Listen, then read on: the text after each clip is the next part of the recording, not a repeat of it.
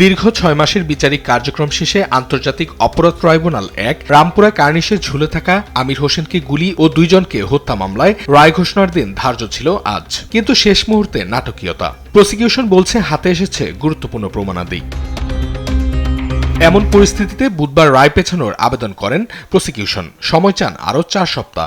যে কোনো স্টেজে, যে কোনো পর্যায়ে যদি প্রসিকিউশনের কাছে মনে হয় যে কোনো মামলায় কোনো একটি ভাইটাল এভিডেন্স আমাদের লেফট আউট হয়ে গেছে, সেই এভিডেন্সটা আমরা এডিশনাল এভিডেন্স হিসেবে এটা আমরা টেন্ডার করার একটা সুযোগ আইনগতভাবে আছে। চিফ প্রসিকিউটর বলেন, আসামি চঞ্চল সরকারের গুলি করার স্বীকারোক্তিমূলক ভিডিও ফুটেজ আছে তাদের হাতে, তা দাখিল করে রায় পেছানোর আবেদন করা হয়েছে। চঞ্চল চন্দ্র সরকার, তার একটা এক্সট্রা জুডিশিয়াল কনফেশন আছে এবং তিনি সরাসরি স্বীকার করছেন যে কিভাবে তিনি গুলি করেছেন, কিভাবে কি করেছেন, কার নির্দেশে করেছেন, সমস্ত কিছু তিনি বলছেন।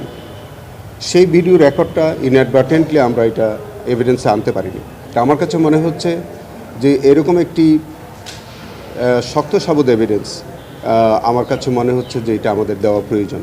এদিকে ট্রাইব্যুনালে জুলাই আগস্টের চলমান একাধিক মামলার অভিযোগ পুনঃতদন্তে কাজ চলছে বলে জানায় চিফ প্রসিকিউটর।